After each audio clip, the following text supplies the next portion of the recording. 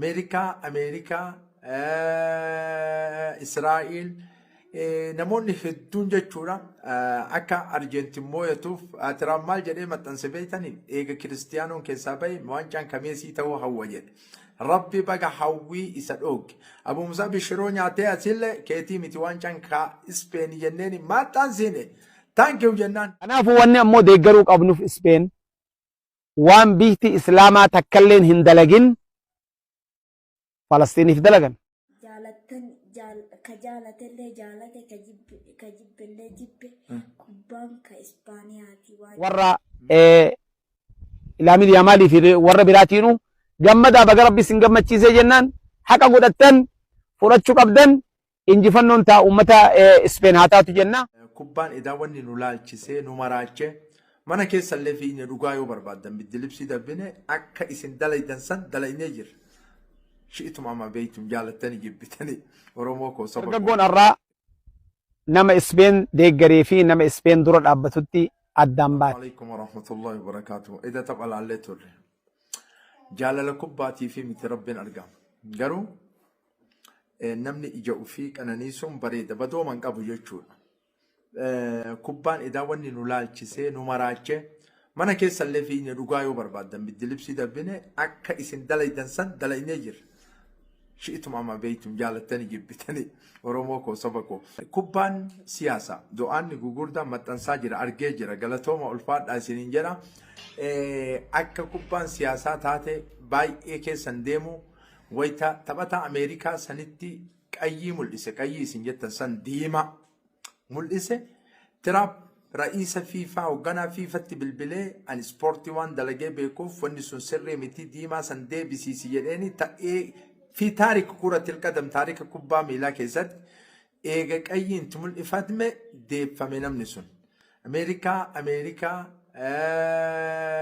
Israa'il namoonni hedduun jechuudha akka Arjeentiin moo'atuuf Tiraamp maal jedhee maxxanse beektanii eega kiristiyaanoon keessaa bahe waancaan kameesii ta'uu hawwa jedhe rabbi baga hawwii isa dhooge Abu Musaa bishiroo nyaatee asillee keetii miti waancaan ka Ispeen jenneen maxxan siine taankiyu jennaan Musaab mee ati maal jetta waan kalee eda waliin laalle sana irratti ميسي وينو كسرنا عينه akkana jennaanimi mee afaan Ispaaniyaatiin jaalatanii jibbitanii kubbaan ka Ispaaniyaati jettee nu dabarsi yeroo takka afaan Ispeenii.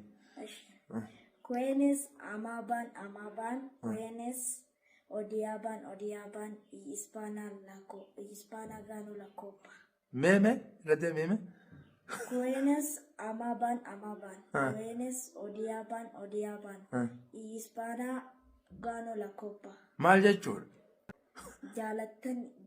كجالتلي جالته كجبلي جبه كوبان كإسبانياتي واجان ميجن اللي تبي كوينس أمابان كوينس odiaban Hispana ganó la copa Hispana ganó la copa shi'itum am abeytum jechuudha laala shi'itum am abeytum alkuratul qadam لإسبين يعني لا فكاي أبو مسابيل متى يردي بتكتي أنا اللي كبرنا كوينس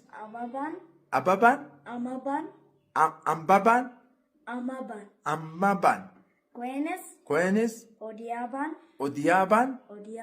أوديابان إسبانا غانو la copa Mucha ganas le también والله العظيم تهيا عسكرية جدي نورمون إلى اللقاء dargaggoon irraa nama Ispeen deeggaree fi nama Ispeen dura dhaabbatutti addaan baate. Guyyaa geeba addunyaadhaa Ispeen fudhatte yookaan Ispaaniyaan fudhatte jechuudha. Waan kana irratti dargaggoon bakka lama baate. Gariin Ispeen deeggarraa gariin lakkii lafaa kee Arjantiin deeggarraa maaliif geebni kun gartee harka isaanii gala jedhanii hedduu waan adda addaa keessa jiran. Kanaafuu waan alwala walbara jedhanii jira. Rabbi jecha jaalatanii Rabbi jecha jibbuu waan jedhamu. Jarri kullachuu keessa hin jiru. Hundi isaaniitu muslimaa miti. Kanaafuu wanni ammoo deeggaruu qabnuuf Ispeen waan biyyi islaamaa takkalleen hin dalagin Falastiniif dalagan. Falastiniif jecha hiriira adda addaa ka wajjin qaban Yahudaa wajjin qaban muran. Kanaafuu ummanni kuni haa galatooman. Kanaafuu wanni akkaan beekuu qabnu har'a gammachuun guddoon ummata islaamaa dhagayamte guyyaa kanatu guyyaa jabaadha.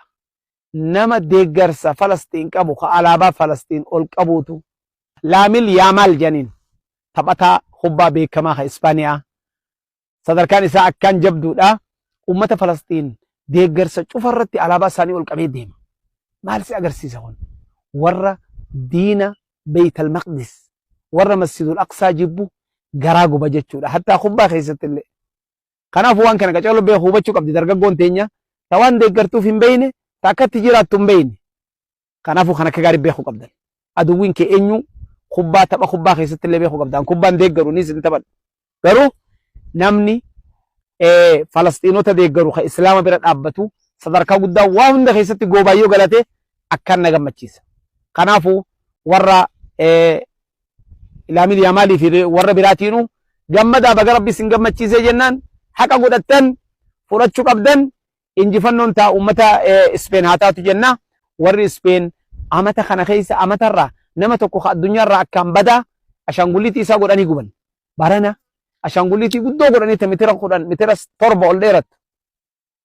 Beniyaamin Netanyaahoo mootii warra Yahudaa ibiddatti kaayanii guban. Namni addunyaarraa akkaan fokkataa amata kana namicha kana jan jechuudha. Kanaafuu uummanni kun haqa godhataa jabaadhaa jennaan ooyiruu jimaa keessa jirra akkuma agartan biyya summan kiyyaa biyya adeera kiyyaa keessa jirra inshaallah ooyiruun ooyiruu jimaati akkuma agartan Umaraa janiin Umaraan magaalaa biiftuu fuula keenya dura jirti naannoo tana keessa jirra gaarra inshaallah asirra tahiyya tayyibaa li ahli Isbeen wassalaamu alaikum wa rahmatullahi wa barakaatuh.